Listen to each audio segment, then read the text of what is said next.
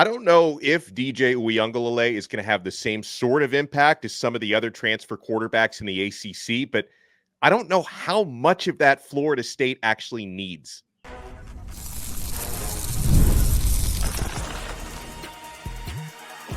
You are Locked On ACC, your daily podcast on the Atlantic Coast Conference. Part of the Locked On Podcast Network, your team every day.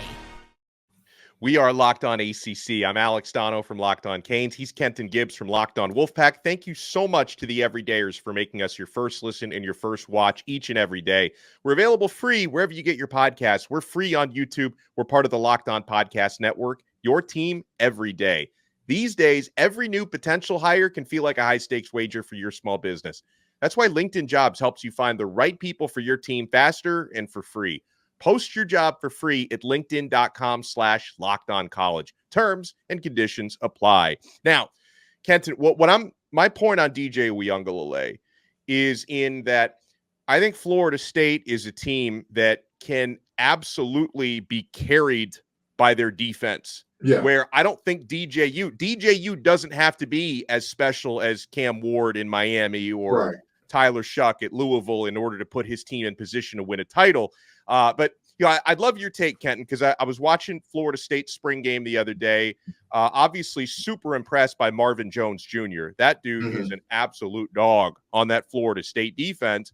I thought it was a very ho-hum day for DJU. Now, on the flip side, you could say, well, he's going up against a great defense. On the other hand, there were some miscues. There were some good throws, some questionable throws, also some drops that should have counted for completions in his margin. But I don't expect this to be a guy who puts the team on his back this year. Yeah, no, there's, again, I talk about the three categories of quarterback a lot, the one you win because of, with, in spite of. Florida State's defense seems to be at the level where you could be at the lower end of we win with you, and they'll be just fine. Now, if we're talking about getting to a playoff berth, if we're talking about winning a national championship, you're going to have to be a guy that they win because of. Let's make no bones about that. I don't think that their defense is that head and shoulders above the rest of the country to where you can win a natty with a quarterback that's just dinking and dunking and handing the ball off. So this team will have to get something out of him to get to that level. But if the expectation and thought is ACC champion is the absolute ceiling that we want to reach, I believe that they can get there with this defense and DJ being slightly better than he was in this spring game. Yeah, and also I think he's at least slightly better than he was the last time we saw him in the ACC. Like I think DJU absolutely. Now, after his travels, had a good year at Oregon State last year. He's experienced, a fifth, if not a sixth-year guy this year. And you could see that on the field, Kenton, that one thing I can definitely say on his behalf is he's very decisive when it comes to his decision-making. You can see this guy's a veteran. I also, the learning curves are different for quarterbacks who transfer into new places, just depending on teammates, installation, how different the system was from what they previously ran. Yeah. I would assume that between April and late August that he's going to, especially being the veteran, he has become more comfortable in that offense. But, I do think Florida State, in addition to being able to rely on a defense, they can also rely on their running game as well, because Lawrence Tolafili and Roydell Williams leading that rushing attack, that's going to be also something that takes some pressure off of DJ's shoulders. Oh, for sure. And I want you to think about this for a second. I understand that this is the exact same defense, right? You lost a guy who's probably going to be a top 15 to 20 pick in Jared Verse. You lost an interior defensive lineman in Braden Fisk, who's also very likely going to hear his name called before the third day of the draft.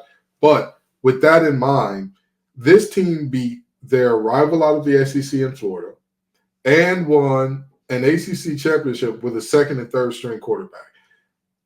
Whoever comes in here, you're not looking at the situation like you're looking at with Castellanos in Boston College, with Drones at Virginia Tech, where some of these guys, you're going to have to be the show. With Cam Ward at Miami, for example, you're going to have to be the show. You're going to have to be the star. You're going to have to carry this thing in order for you to get there. This isn't that. So I think that if this team, and you looked at Benson, who looked a little banged up there, that everybody's saying, hey, it's not that serious now. You're looking at a situation where, again, DJ just being a poised leader who on time, on target. That's it. On time, on target. They don't need the special break 3 tackles behind the line of scrimmage, scramble out and find the 60-yarder. They don't need that guy. They need a guy that's on time, on target. You don't kill us. You don't throw the pick. That's rich. Oh, what were you thinking, man? What were you doing? They'll be just fine. By the way, we're not only talking Florida State on this episode of Locked On ACC, we are going to talk about non-conference football schedules and toughest opponent on the non-conference schedule for every team in the ACC. Some of y'all have some cupcakes out there. I'm just going to put that out there right now. And Florida State was not the only high-profile ACC spring game that happened over the weekend, because we also had Louisville on Friday night. And we've been talking a lot about Louisville because all the rumors, all kind of the bad PR that they've been getting from college football fans on social media with outgoings in the transfer portal. We want to talk A, about the spring game, B, about everything else going on with Dalton Pence from Locked On Louisville, who's going to be joining us a little bit later on. So more on this, Kenton. As far as Florida State goes for this coming season, I have them penciled in as my ACC favorites this year, keeping in mind the conference feels a little bit open in a way I haven't felt about it as much. I mean, obviously there was a while when Clemson was way on top of the mountain. Florida's the latest team that's been on top recently. Pittsburgh won it in a huge surprise a couple of years ago. I think it's somewhat open today, but I guess until proven otherwise, I put Florida State at the top of my heap, but I do think there are others that can contend there. Oh, absolutely. There are others that can contend, but this is the first time in quite some time that we've truly felt like who's the team. Right? Like we're truly not looking at a team saying the only way this team doesn't win is if there's a severe injury. There's absolutely a world where Florida State runs the table again. And there's also a world where Florida State just doesn't have the juice offensively and in that passing game to get it done. There's absolutely a world where Louisville finds himself back and Tyler Shough makes me eat my words. There's absolutely a world where that happens. There's absolutely a world where Tyler Shough proves that he is who he's been, and they end up winning 7-8 games. NC State, there's a world where McCall and company show up and that passing game is prolific under an eye.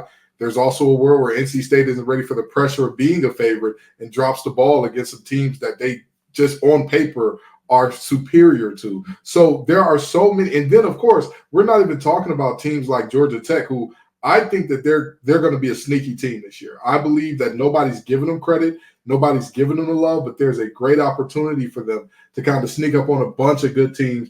And before you look up, you're like, wait, is Georgia Tech at 8-9 wins right now? What has happened in this world? So, I agree with you on the assertion that there is not a definitive top dog, because if you look at last year, the 2 top dogs lost a lot of their top weapons.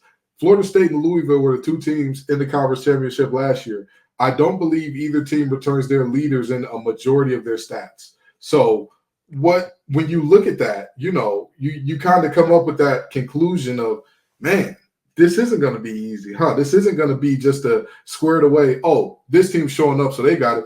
And the craziest part is I haven't even mentioned Clemson, who everybody believes they're the quarterback figuring out a way. But the question is, can the quarterback figure it out? Because I've never heard a coach so publicly say, my quarterback made a terrible read, as I have with Dabo after that Miami game, where he was like, there was no read there. He was supposed to hand the ball off. I don't know what happened. So, you're sitting here, and a lot of teams in the ACC have more questions than answers. And what that produces, for the bettors at least, is some real good value somewhere, because there's questions everywhere with every team.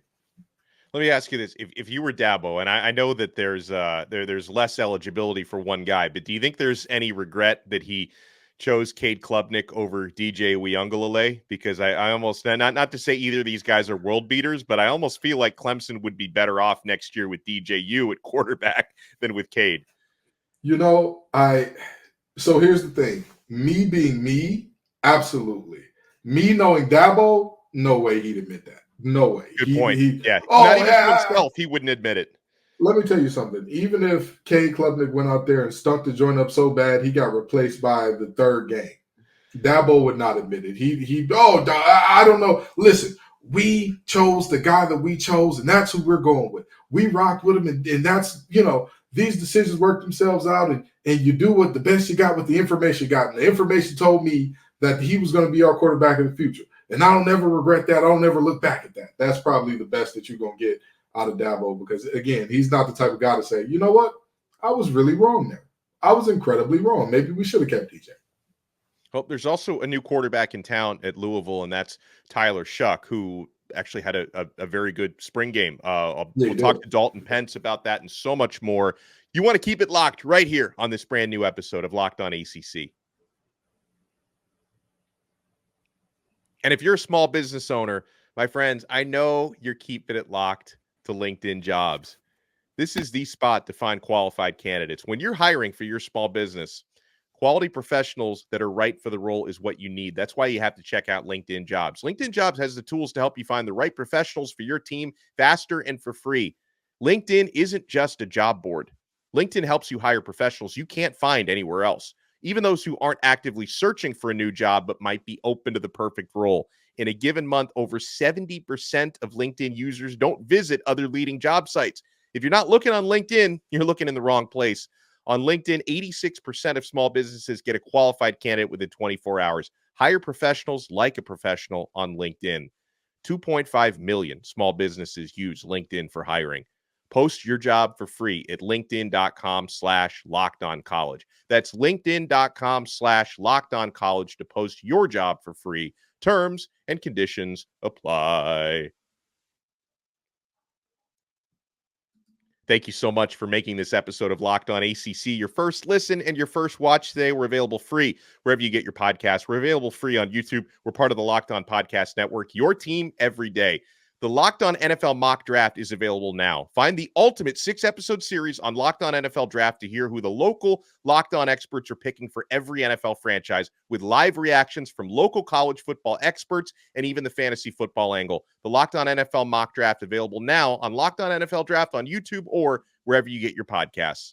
Well, again, Florida State was not the only spring game over the weekend. The Louisville Cardinals took the field on Friday night. We have Dalton Pence from Locked On Louisville with us. Dalton, thank you so much for taking the time, sir. How are you? Doing good. How are you all? Appreciate you having me on. It's our pleasure. Great, thank you so much for being here. And let's start with the new quarterback in town, Tyler Shough, who definitely passed the eye test for me on Friday night. What were your big takeaways? I think everyone wanted to see what you said is if he passed the eye test. If Brom is endorsing a quarterback, chances are that quarterback's got something that a lot of fans are going to want to see, especially after Jack Plummer last season. A lot of fans appreciative of what he did, but still it seemed like the offense was fairly limited with what it could do. Tyler Shough, rumored to be able to stretch the field. He made some pretty solid touch passes down the sideline, had a touchdown on the first play of the spring game. Main thing is people are wanting to see if he can stay healthy. So as much as we were encouraged, I would say, by his performance, it's a matter of availability down the road. I don't think anybody was really concerned with whether or not he could make some of the throws. It's now wanting to see if he can stay healthy while making those throws. So, question, you talk about Tyler Shough looking good. Everybody talks about Ashton Gelati coming back and a lot of those key pieces defensively being retained and whatnot, especially when you talk about having one of the best portal classes in the nation. What's the ceiling for this team? What does Cards Nation feel like, hey, this is where this team should be at the end of the year? Well, I think ceiling for a team last year that went 10-2, they were, 10-1 into their final game of the year with a schedule that it's not like an easy schedule, but it's one that you probably don't run away from. There's a couple trip up games here and there, some solid games like at Notre Dame, at Clemson, and then at Kentucky. But I think that the ceiling, what a lot of Louisville fans want to see, is college football level playoff contention. Obviously, with how ACC is sort of being interpreted around the country, that there's not a lot of room for error. So I think if you go 10-2 and miss out on the playoff, there's not going to be a lot of people that are upset with that. But the rumor is that this team on paper is better than last year's team. You have another year of Jeff Brom. So I think that what people want to see is Louisville right there in contention for that college football playoff. Sticking with the spring game here for a moment before we go a little bit bigger picture, who else in addition to Tyler Shough stood out to you in a positive way? And were there anything that you didn't like about the spring game? Any areas where you maybe feel like reinforcements could still be in order? Well, I think it's important that, I've told fans time and time again, it's important not to get too high, not to get too low, not to read too much into anything, especially defensively, where there are going to be some struggles because there are so many new players. I thought Chris Bell was fantastic. He's a wide receiver that a lot of people are looking to take that next step. He had 2 touchdowns, scored on the first play of the game. But to play the devil's advocate, to flip the switch, you also have to talk about, I think, wide receiver could be the one position that they look to bring in another difference maker. Ja'Cory Brooks and Colin Lacey still banged up at the moment. Brooks didn't even play, but due to depth, I look for that to be a place that they try to address. They're over the limit at the moment, but it's hard to take much away from this, man. I thought that there were some solid individual plays. Quincy Riley made a fantastic interception, but nothing that really shocked me like last year's offensive line play, which I guess in itself is pretty good to see. Well, let me ask you this, okay? Because, we like to keep it on the field, but there are some things going on off the field at Louisville that's drawing a lot of concern in terms of players hitting the portal on the first day of the portal being open and potential starters doing that and all that, which, of course, is going to raise an eyebrow or two, which has led to some speculation about whether or not the NIL coffers over there are something to be concerned about. Tell the people what's really going on and what you know as being somebody that's closer to the situation than Donno or myself. I think it's important to point out that you are seeing starting level players from a number of good programs leave due to, it's free agency. There's tampering going on left and right everywhere. It's just more out in the open than it has been normally. Bags are getting tossed around. Like ice cream trucks going down the street. It's on a hot summer day. It's wild. From what I know and the people that I've talked to, from an honest perspective, you can call me biased what you want. I think the whole narrative that Louisville is broke and that the checks are bouncing, I think it's a fabrication. From what I've been led to believe is that the NIL infrastructure that they have in place, not only for football, but for other schools, it's one of the top of the line in the country, top 10 in the country overall. It's also pretty funny because that report came out about Penny Boone, right? That's where all this started to circulate. Pete Nakos last night tweeted out, well, there's a possibility that Boone might be returning to Louisville. If that's the case, now I don't mean to do my best Brian Windhorst impression, but why is that?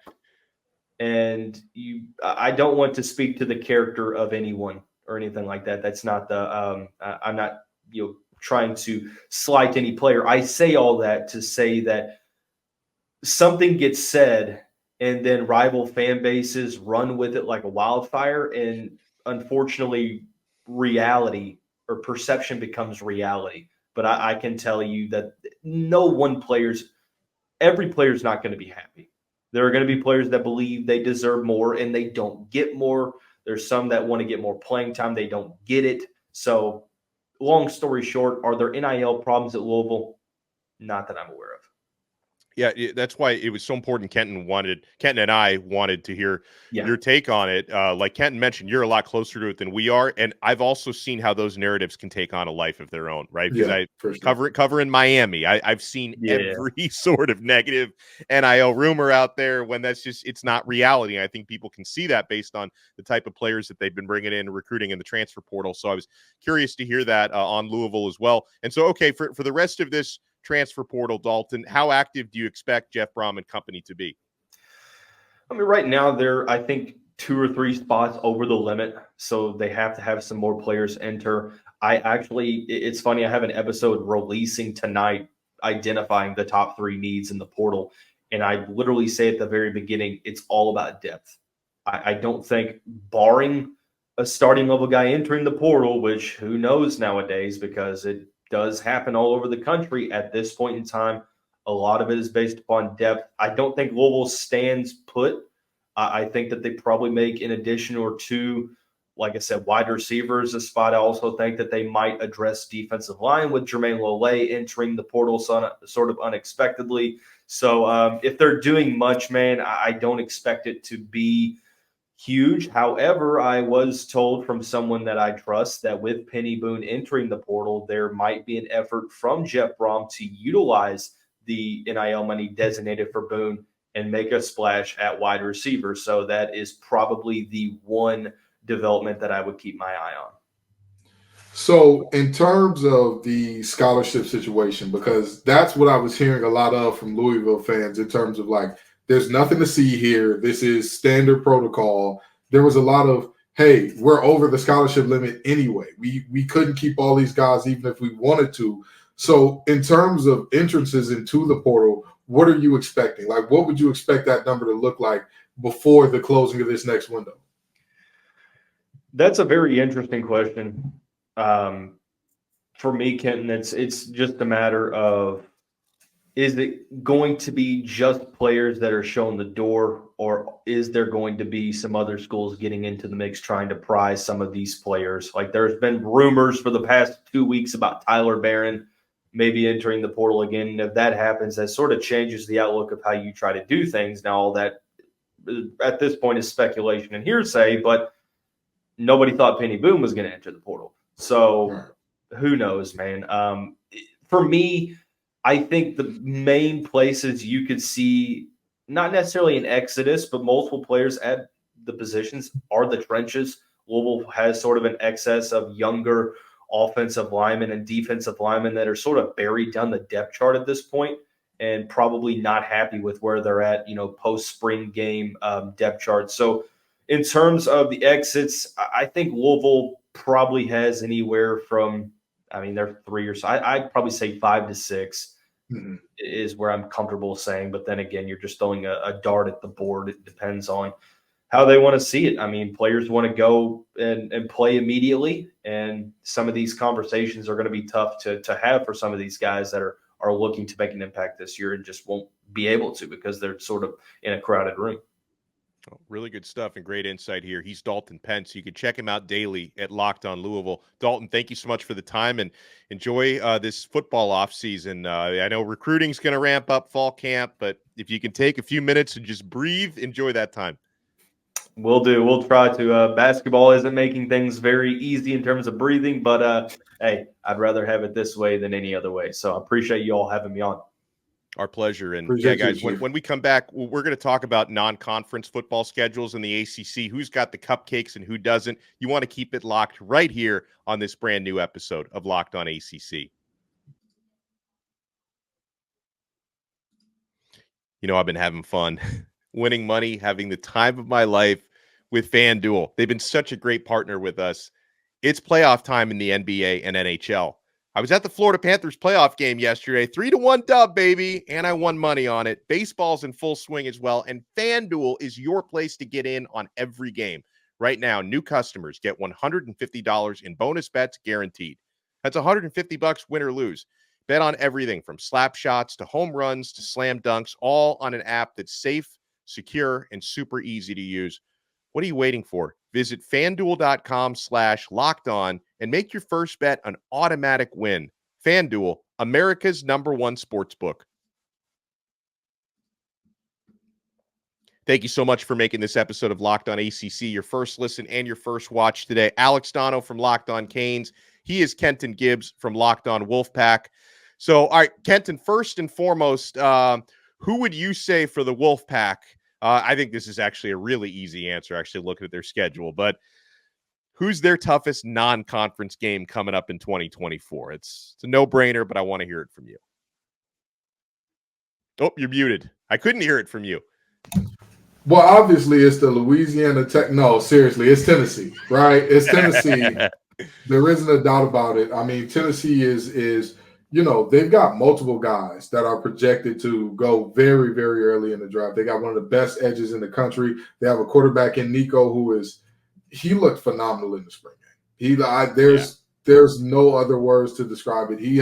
When people talk about him, they talk about him in terms like he's Mahomes-esque. He has this huge rocket arm. He can extend plays. He can make throws from these awkward release angles and put it on the dot. And that is by far NC State's toughest task because, again, when you give Tennessee and that defensive line the ability to pin their ears back and go, and they get in those speed packages, it's Katie Diggs at the doorstep. Your quarterback is going to be, having a long ice bath after the game. But I think that's by far the best team on the schedule. And I don't want to say by any means that they're world beaters, because there are many questions in terms of their playmaking a little bit, and in terms of their discipline and that clutch gene that just hasn't really been there in Knoxville over the past few years. But there's no bones about it. That's the best team on NC State's schedule. That's not an ACC team by a lot. Yeah, I'll say for Miami, and I share this opinion with most. It's at Florida to open up the season, which kind of, and again, I don't think Florida are world beaters. I think there are plenty of ACC schools that have tougher, SEC teams on their schedules than Miami do. But Miami, as I know very well, can be a little bit of a schizophrenic football team. At the Swamp is a tough place to play. But it's really not that tough of a non-conference schedule for the Hurricanes this year. I think a tricky game non-conference is at South Florida. USF snuck on a lot of people last year. They almost snuck up on Alabama. In fact, it was weird the way that game played out with rain and Milroe benched and all that. But, USF, I'm not counting that as an automatic dub, nor am I Florida. But let's take a look. I was looking at this article, Kenton, at 247sports.com, which took a look at every ACC team this year and identified their toughest non-conference game. Now, note, a lot of these Notre Dame is listed, which is technically a non-conference game, even though they're part of the ACC officially in every sport but football. A lot of ACC teams play Notre Dame because of that agreement. So for Stanford, Notre Dame, October 12th. For Boston College, they play at Mizzou September 14th. That's not going to be a picnic, that's for sure. For Virginia, they play at Notre Dame November 16th. For Cal, they play at Auburn September 2nd. Auburn just barely squeaked by last year on the road. Cal's going to try, I guess, for revenge there. For Wake Forest, they play Ole Miss at home September 14th. Georgia Tech plays, of course, against Georgia every single year. For Pittsburgh, West Virginia, which is coming off a pretty good season, or I think they're expected to be maybe one of like 2 or 3 favorites in the Big 12 this year, the backyard brawl. But Pitt, I guess they don't play anybody notable in the SEC or anything like that this year. SMU, they've got TCU on the schedule September 21st. I got to tell you, for SMU, that's your toughest non-conference game. This may not be as bad of an entry to Power 4. Not at all. Not at all. So a few other ones that have, let's see. Oh, how about this one, Kenton? For Syracuse, if Fran Brown doesn't eat this year in his first year at Syracuse, their toughest non-conference game is against UNLV. I mean, that schedule is an opportunity. In the words of DJ Khaled, that looks like an opportunity. I'm telling you right now, Fran Brown and this team could do something special, because this is, objectively speaking, this is it's a bad schedule. It's a bad schedule in terms of non-conference. Even in conference, it's not the craziest schedule we've ever seen in terms of like, oh my God, week after week, it's gauntlet. I'm not saying that this team can come out and dominate and they should be expected to be in the ACC championship or anything like that. But I look at this team with a similar ceiling to what I saw for Colorado and Deion last year, 6-7 games. I see that as a possibility for them. And I say that because Fran Brown did a phenomenal job of loading up in the portal, but you still have questions about what type of coach is he. He did an excellent job of getting really good players at the top of the market, but Syracuse has the legacy issue of depth. They got lucky in bringing the Arande Gadsden back, but you're asking who's the playmakers outside of him. So for it's kind of that monkey's paw look, in that everything that's good, there's also something that leaves you going, I'm not necessarily sure. But Syracuse, for sure, that schedule is one of them that you look at and say, yeah, you're going to be all right. You got to be all right if you can do it. How about this for a non-conference schedule? So they identify for the Duke Blue Devils, their toughest non-conference game this year is at Northwestern. Mm-hmm. Opportunity for Manny Diaz-Knox, because we were talking a little bit before the show about Northwestern, who probably in terms of record punched above their weight last season. I'm going to tell you, I think that their record was greatly inflated last year because they played in the worst. I think the Big Ten West was one of the worst divisions in all of college football last year, and especially all of the Power Four. Like I do not say that lightly. I don't think that they had any team that belonged near the Big Ten championship. And with all due respect, I know that they're expanding out now and they've got a bunch of good teams. Thank God that they did, because, what would that West look like with still having the exact same teams they had before? Now, with that being said, this is still a hell of an opportunity for Duke, because Duke lost their starting quarterback. They lost all-conference defensive tackle Dwayne Carter. They lost fellow all-conference guy in Peebles as well, who was another defensive tackle. He's still in the ACC, just going over to Virginia Tech. They lost plenty. They lost plenty of very talented guys. Of course, Graham Barton and company as well. They suffered massive losses on the offensive line, with Monk and Barton both leaving as well. So you're not looking at a team that is coming in with a set nucleus of, hey, these are all guys that have been all world for us for some time. But that's the reality of Duke. That's just, with all due respect to them, that's the reality of Duke football. When you're good for a sustained period of time, those coaches are going to jet off to greener pastures. And so you're looking at what you're looking at with Duke. But like you said, this is a heck of an opportunity, because I think Northwestern is extremely beatable.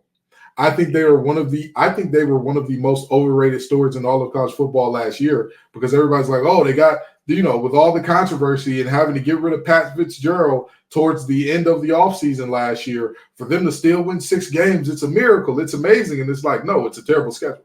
It's a very bad division in a conference that outside of 3 teams is, I'm sorry. I think that the Big Ten, again, before the expansion, outside of Ohio State, Michigan, and Penn State, I really didn't see it. So all in all, I think that that's a great opportunity for Duke. I really and truly do. Manny Diaz, don't drop the ball there, brother, because you got a shot. Absolutely. So the other ones we got for Virginia Tech, September 21st, they host Rutgers. I can't say anything about Rutgers because they beat Miami in the bowl game. They got some talent there. They're very good in the trenches, and which is legitimate. That's not a bad team. And Kyle Monangai is back, their top running back, who's just an absolute beast. North Carolina, they play at Minnesota August 29th. Thankfully, they play in Minnesota before the weather hits full Minnesota. Oh, absolutely. For Louisville, go ahead. I'm going to tell you this about those 2 games. Styles make fights. And while I think that Virginia Tech is going to be a lot better than the fighting Greg Schiano's up there, Greg Schiano knows how to coach up the trenches. If you don't know nothing else, you don't know nothing else, he's going to coach up the trenches. And what have I continuously harped on being Virginia Tech's weakness that I'm deeply concerned about? They're lighting behind in the trenches. They're lighting behind. They got playmakers. They got guys that can penetrate, get up the field, run every stunt you can imagine, do all those types of things. There comes a time where you got to sit down and you got to fight that platform block where 2 guys are not coming off you until you bend the knee. And that's going to be hard to do for a group of defensive tackles that features 1 300-pounder. So while Virginia Tech is the better team, that is a game to watch out for. And I'll tell you what, UNC up in Minnesota, PJ Fleck in that boat, they need new oars because they ain't rowing right. So Mac Brown, that's a way. There's a way for you to get yourself a good Power 4 win there. Yeah, and for Louisville, it was a game that Dalton mentioned at Notre Dame, September 28th. For NC State, of course, Kenton was correct. Home against Tennessee on September. Or is it home or is it? Oh, I guess it's in. It's in Charlotte, so it's not Charlotte. home. Yeah. It's not technically home. It's a neutral site, right? Yeah, neutral site. Like how Georgia always plays teams in the what is it? What's the stadium in Atlanta? The Mercedes-Benz Stadium, I believe. Yeah, the Mercedes-Benz Dome. Yeah, they play teams in the Mercedes-Benz Dome. This is a neutral site. It's that type of neutral site. What can we say? You got us. Well, it's great to play there because you can never get Chick-fil-A at Falcons games on Sundays, but it's great to be there for a Saturday night or a Monday night college football game because that in-stadium Chick-fil-A is wide open. Oh, absolutely. That is a beautiful sight. For Clemson, they, of course, open up the season against Georgia, which is a tough game. And for Florida State at Notre Dame, November 9th, they consider that to be the toughest non-conference game. Well, it's always a pleasure to be with you guys. Huge thank you to Dalton Pence for joining us, talking some Louisville, setting the record straight. Kenton Gibbs, my dude, follow him on X at TGIF_Kenton. You can follow me at Alex Donno.